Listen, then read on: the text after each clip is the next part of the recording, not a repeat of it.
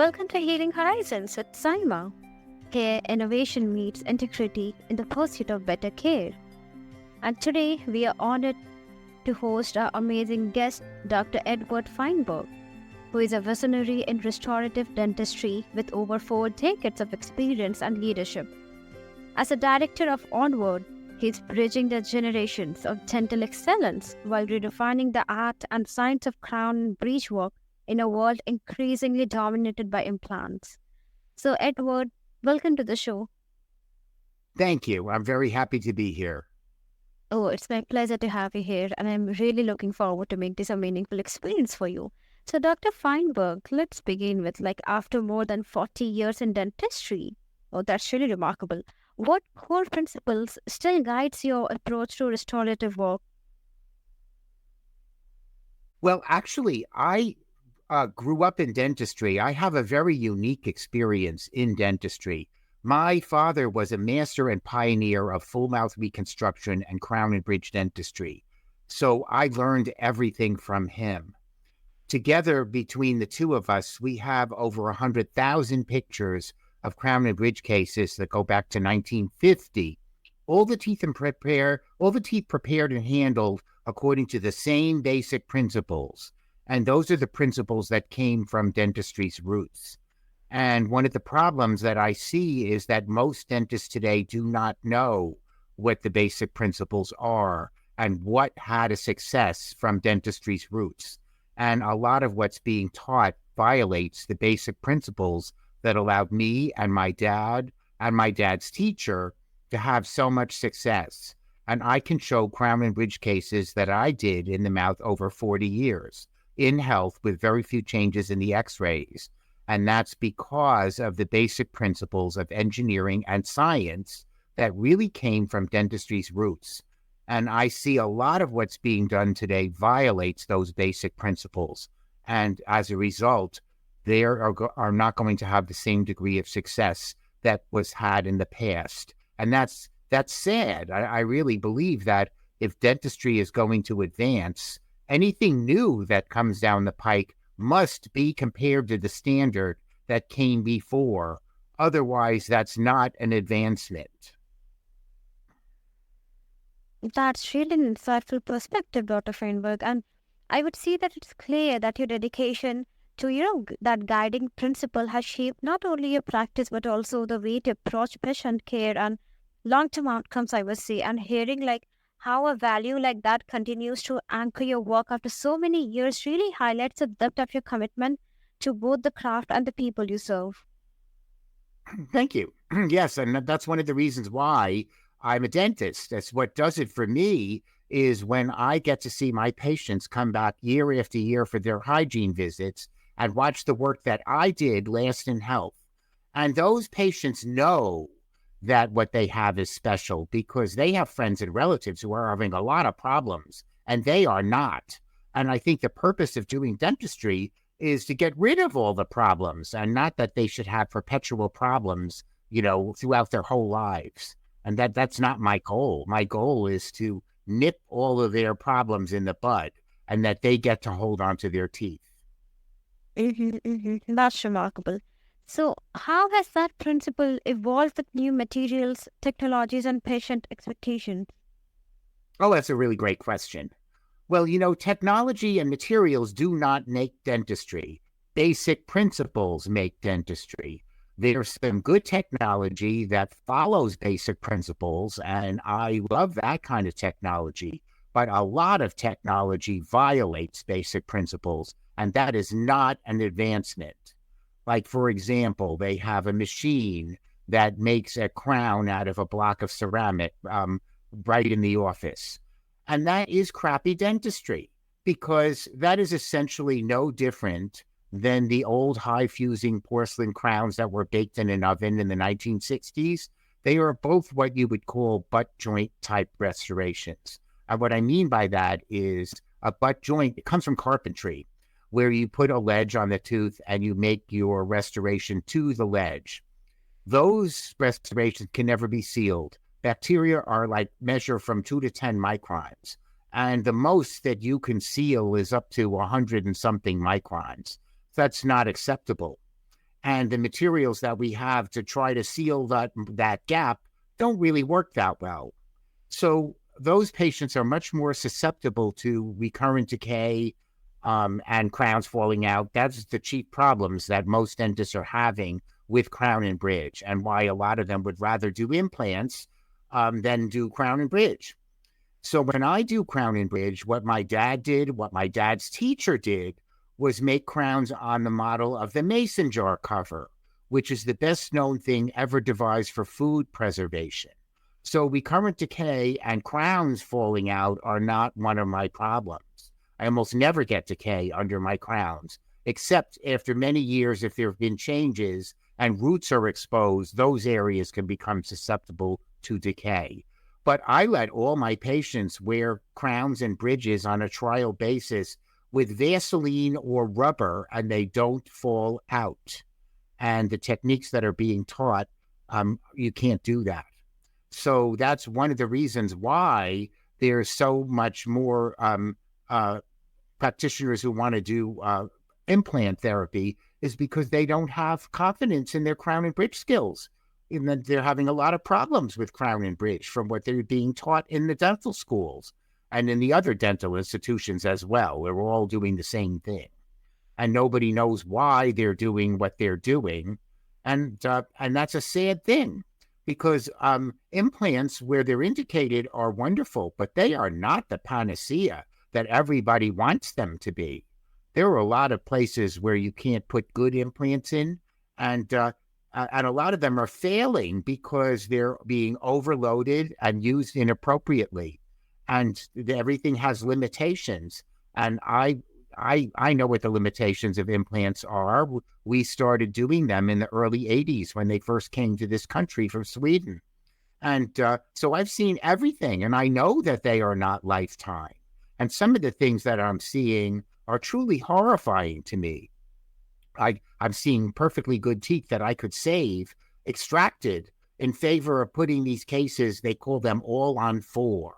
And what they do is they extract all the teeth in the arch, and they flatten the ridges, and they put 4 implants in, 2 in the front and 2 in the back. And then they put this big superstructure, which not only replaces the missing teeth, but the missing gum and the missing bone as well. And these fixtures are clearly not designed to carry that kind of load. And any engineering structure, if you overload it with forces, that's going to fail. And now the latest that I see is that they make these things where it's actually impossible to clean around the implants. And if you can't keep them clean, that's another contributing factor to failure without question. That's not how implants came to this country when they first came to in the early 80s. Dr. Brannemark, who invented implants, was well aware of their limitations. And he made his teeth narrower than natural teeth because he knew that he wanted to put the least amount of stress on those fixtures that he could, because he was also adding extra teeth to these fixtures, because most of them were put in the front, and then the bicuspids were cantilevered off of the front teeth. And he made them as thin and small as possible. And they were accessible to be clean because they were what you call high water design. Now, you don't have to design it that way today, but you do have to design them like teeth so that the patients can clean around them. And if you have to replace too much gum and bone, I think some kind of removables should be made, not fixed bridge work. So that's one of the big problems, that people want instant gratification, and they're not worried about what's going to happen down the road. And the problem with these All-on-4 cases is if one of these implants fails, that patient is screwed, and they may not be able to have any more implants because the ridges were flattened. And now they won't even be able to wear a denture either. And that's what's coming. And I think there are going to be a lot of lawsuits over that. Because I think it's not fair that there are other ways of restoring patients to get the aesthetics and everything. But you have to follow basic principles of science and engineering. And those are being totally ignored. That's a really powerful insight, Dr. Feinberg. It really highlights the depth of your clinical experience. knowing when to rely on technology and when to trust the fundamentals of preservation. And I would say that your emphasis on saving natural teeth whenever possible shows a thoughtful, patient centered philosophy, that goes beyond trends and focuses on long term health. Right, and you hit the nail on the head because today when I graduated and when I was in practice, the emphasis was on longevity, the length of time the cases lasted, and health was the major concern. And today, I would have to say the major concerns are are financial, economics, and workflow. And that's a sad thing. We live in a society where everything is disposable and people want instant gratification and they don't worry about what's going to happen down the road, or they don't even give that a second thought. And yet that could really make or break somebody's life in the future and really affect their life in a terrible way. If you don't have teeth, or you can't smile, or you can't function or navigate, that has a tremendous effect on your personality and your desire to function in this world. And I think that's critically important. And I think you have to be careful that you don't ever jeopardize that. That's a big part of health, in my opinion. Because, it's clear people can live without their teeth. There's no question about that. But the quality of life is extremely important. And I think you should do everything you can to preserve health, and so that they can live a nice, long, healthy and happy life. It's really inspiring, how your philosophy marries tradition with progress, it shows that innovation doesn't mean abandoning what works, right? Yes, technology is a tool and not an end in itself. So as I alluded to earlier, there's good technology and there's bad technology. And there's some good technology. I think that's going to happen in the future. That's going to make things easier. I think there's no question about it. Some of it's excellent, but it must conform to basic principles that are tried and true. So when I look at new technology, I look at it through the lens of basic principles, and I can size up right away whether or not that's good technology or not. But the young practitioners who are coming out of the schools have no basis of evaluating the technology at all, because what they're being taught is incorrect. And so the technology that helps those techniques is incorrect, and they don't know the difference. And that's the corporations want to sell them $100,000 machine, but if that machine violates basic principles, that's not a value in my mind. I think that's a waste of money, and that's what's going on now. And I think it's pretty sad. The corporations are actually calling the shots about everything. The implant companies want to sell implants. So now all the continuing education courses in my field are about implants because they're being sponsored. And the institutions that put on continuing education like having free speakers because they're sponsored by the corporations. And so that means that voices like mine are very often shut out from academic stages because of that. And I think that's wrong. I think we need to present a balanced perspective, and that the better practitioner you are, the more you know where crown and bridge on natural teeth works best and where implants would work best. Because I'm not against implants. I'm against their overuse and inappropriate use. And that's what I see going on. A lot of people can do good implants, but they are not panaceas, and they are not the answer to every restorative problem. And it is surgery compared to doing conventional crown and bridge work. And so you have to think twice about sticking something in the bone. And if you're going to do that, you want to give it its best shot and do what has a real track record, and not do experimentation like people are guinea pigs. And that's what I see a lot of. And it bothers me because I think it's wrong. Fair point. You have explained your point very clearly. Yeah. Now, the debate between crown and bridge work versus implants continues to shape modern dentistry. So, what do you see as the biggest misconception about this comparison? Oh, that's a good question too. Well, I think most dentists do not understand what crown and bridge can do for patients. They look at crowns and bridges as nothing more than tooth coverings. And it's so much more than that. You're not just simply covering the tooth so that it looks pretty. You are changing the architecture. You are bringing the forces up close to the supporting structure, maybe tying them together so they help each other out rather than each tooth having to carry all of the load of forces by itself. So you are making it much easier for the teeth to last in health. And you are creating health by creating a healthy architecture. That's what good crown and bridge can do. And that's what I teach on my teaching website. So my approach is completely different from what's being taught. What's being taught is a departmental approach where everything is looked at separately. Like, for example, the periodontal treatment is looked at as separate from the dental treatment. So when I prepare teeth, I'm preparing the tooth, the gingiva, and the bone so that they all relate to each other in an ideal way. I'm correcting all the things that are wrong and that are contributing to disease so that no one could tell that patient ever had periodontal disease. And you're starting from the healthiest architecture that you can have. And very often that's all you need to do, and that's the end of the periodontal disease. And nothing gives me more pleasure than knowing that you stopped this patient from having periodontal disease continue because they were going to lose their teeth. And now they have no more problem and they have a healthy mouth. That's what I'm aiming for. That is what dentistry is supposed to do.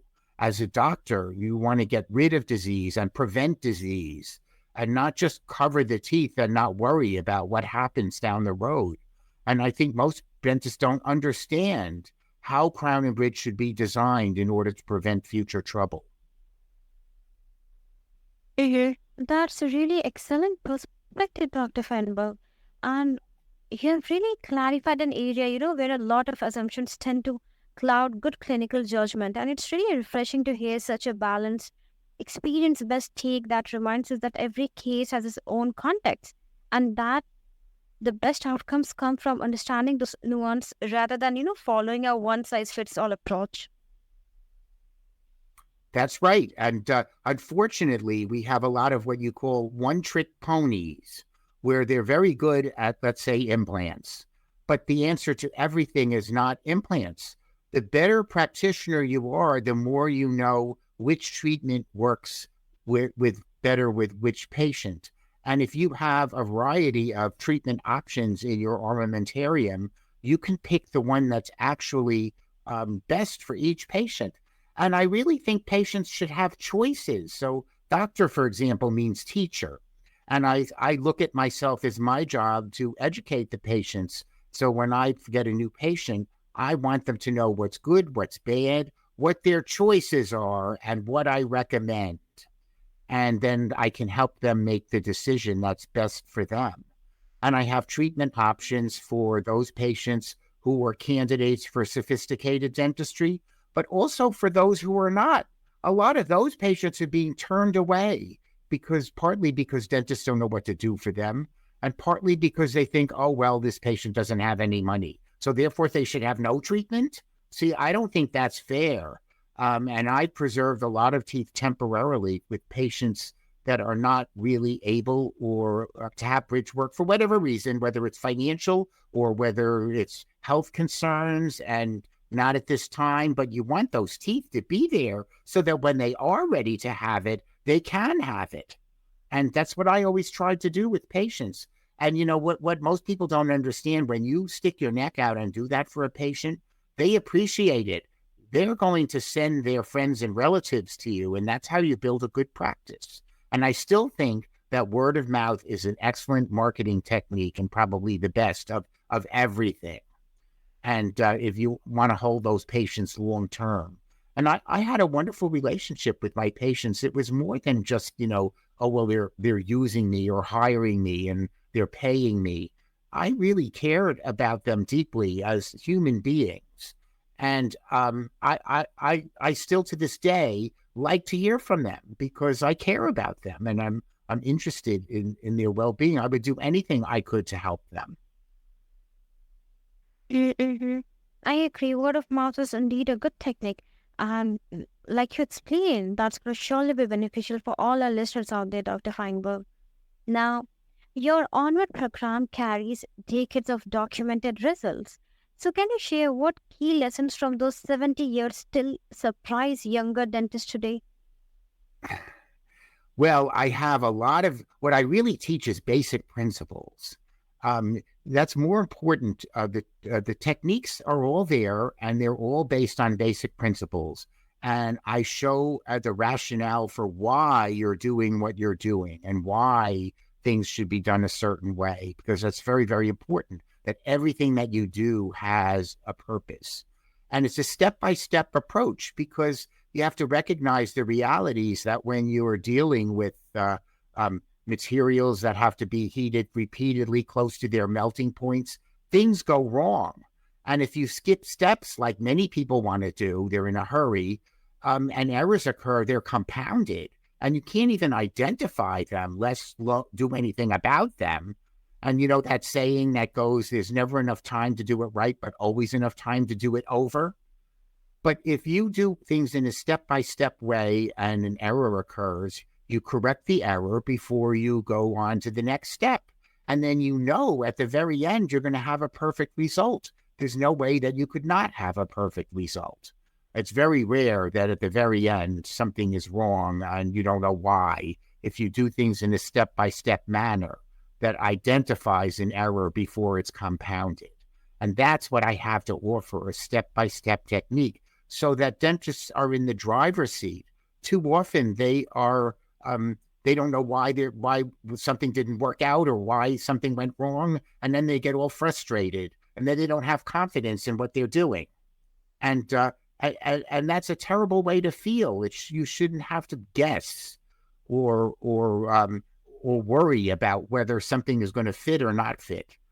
So if something doesn't fit in an early step, well, then you have to repeat that step and do it over. And that's not the end of the world. And the patients, very often want to know, doctor, how many visits is it going to take? And my standard answer is, I don't know. It depends on how everything goes. All I care about is that we have a perfect result. And I'm going to do everything I can to ensure that, because I would never put anything in, that wasn't the best I know how. And the reason why I'm that way is because my dad was that way. He was my mentor and my teacher. And I saw him do things over that I know nobody would do over the most picayune things. Because, and you want somebody who has that attitude, because as I pointed out earlier, bacteria are microns. And if you have an error, you are opening the door to future trouble, and you will not get away with it. People think, oh, well, that's okay. We'll have to wait and see what happens, or that's the best I can do. Those are cop-outs. There's too many things that can go wrong that you don't know the answer, that when you do know the answer, you have to follow through. And one of the hardest things in dentistry is to be your own worst critic. My dad always said that. That was one of the hardest things, because nobody is standing over your shoulder. And only you know in your heart whether something isn't any good or not. And so, we were perfectionists, not the psychological disease of perfectionism. But if you don't have that attitude of perfectionism, you can never be any good. If you accept things that are wrong, you can never be any good. And then the fun of dentistry goes out the window. So I just do whatever I have to do to get a perfect result. And if I don't like something, I'm gonna redo it. And that's, I think, a very, very important thing. And that's not talked about enough, because dentistry is very difficult. It's one of the most difficult things that you could do. It's very akin to neurosurgery. Everything's in tenths of millimeters, and you have to be aware of how much tooth structure you took off and how much you're putting back. I try to put back less, to put less stress on the supporting structures, which is the bone and the roots. And you have to have very close digital attention to, diligent attention to details when you're doing that, because as I mentioned, bacteria are microns, and every little thing that you're doing is important, and all the little details are very, very important. And the details are what's going to make you a superior practitioner without question. That's truly remarkable. And the depth of knowledge and continuity your Onward program represents is something few in the field can claim. And I would say that it's really inspiring, to see how the lessons gathered over decades still resonate with and even surprise younger dentists today. And your ability, to bridge generations of clinical wisdom with modern practice is such a testament to your lasting impact on the profession. Yes. Oh, thank you. I appreciate that. And that's the legacy that I want to leave, because I don't like the direction of things that I see going on. And I think we have to turn this ship around. And so I'm also in the middle of writing a textbook that's based on the courses. I'm almost finished with it. And I'm hoping that this will, one day be used as the standard go-to for Crown and Bridge, because this is what has the track record. 70 years of documented evidence is nothing that should be just passed off in favor of some new technology that just because it's digital or an implant or something like that. I don't think you throw everything out the window because something new comes down the pike. And I think whatever new that does come down the pike must conform to basic principles. And I don't see that happening. Things are being accepted. And for example, I'll give you another example. They are using in abundance this material called zirconium, which came from nuclear power plants and belongs there. First, it is a very hard material. If you try to get one of these things off, you could absolutely damage the teeth underneath and trying to get one of these things off. And dentistry is not lifetime. You may have to replace dentistry at some point, and that can be a disaster.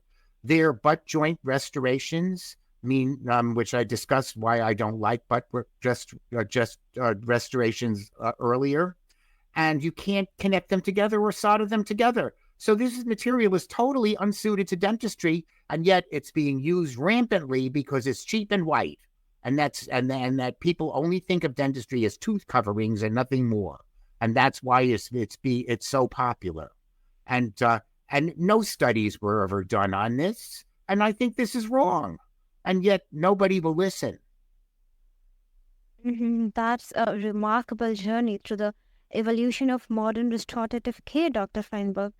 You showed us that great dentistry is a living legacy built on wisdom, evidence, and heart. So, to everyone practitioner listening, remember excellence isn't found in new tools alone, but in how you use them to serve others. Until next time, keep learning, keep refining, and keep healing forward.